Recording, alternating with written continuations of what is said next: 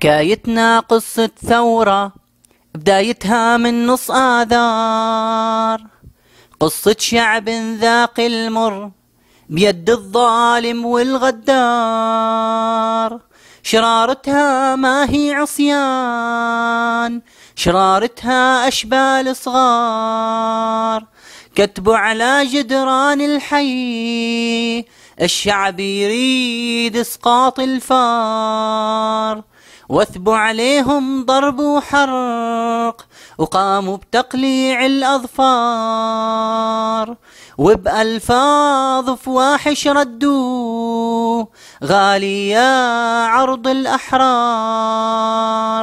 عندن تفضي الدرع العز وباعت لله الأعمار، وخيم فيها شبح الموت وصناع بارود ونار. أن الدرع بأعلى صوت يدوي بسوريا انذار. يا إخوان الوطن وين ما إلنا فيكم أنصار. نفض الشعب غبار الذل عنه سواها إعصار. نحن أخوانك يا درعا من لبيك الاستنصار.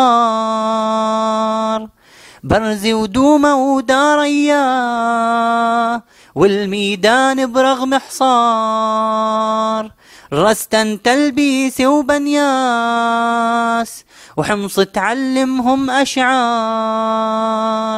دير الزور وبو كمال والأكراد صبر حجار. معرة وجسر والشهبة وحاما إلها مع أكثار.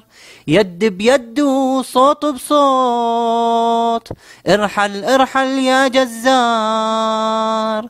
ما رح نرجع يا خاين ولو مشيت الدم انهار.